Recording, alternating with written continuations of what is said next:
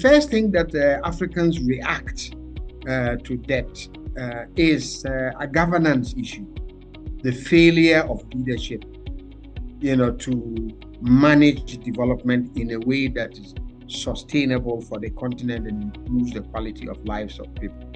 And some will reduce that whole issue to the question of corruption and illicit capital flight by political leaders, irresponsible politics of political leaders and the ruling elite. And that's definitely part of the problem, because across the continent, we have generational gaps between leaders in the early stages that were quite progressive, quite people-oriented, who took social development and the improvement of the lives of their people and the transformation of the African economies very seriously. Many of them died in poverty, but as committed nationally.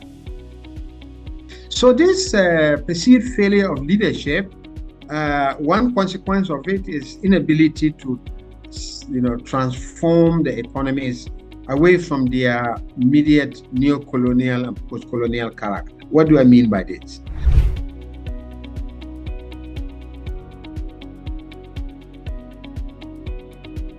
So basically, we give up the natural minerals and natural resources to foreign companies, but we use the idea of high prices as a guarantee to borrow some more. So periods of commodity price upturns actually becomes incentives to borrow rather than mechanisms to increase domestic resource mobilization and reduce dependence.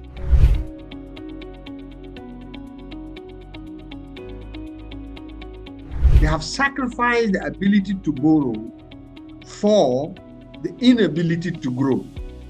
So they are generally low growth economies, low debt economies, and they are neo-colonial economies. The lack of monetary sovereignty in these countries translates to the lack of economic sovereignty. So it's a false low debt situation in those countries.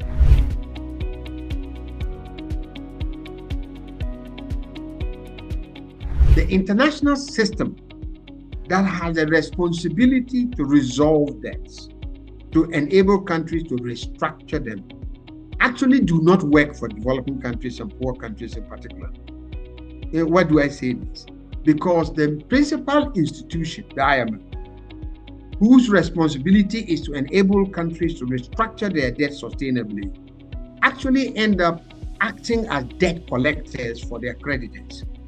So it ends up penalizing the poor countries, who then have to sacrifice growth some more, sacrifice expenditure in public services in order to save some money, to exchange in foreign exchange and pay back creditors. In the past, they used to collect this debt for governments, but now they are collecting this debt increasingly for private capital markets, for the Eurobond markets.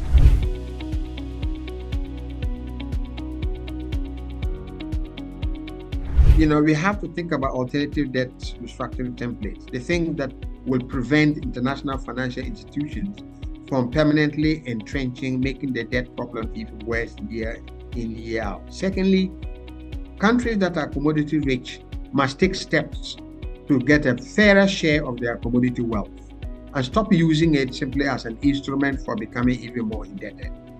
So there is a domestic better resource wealth sharing aspect to this. Thirdly, we have to address the governance and accountability problems.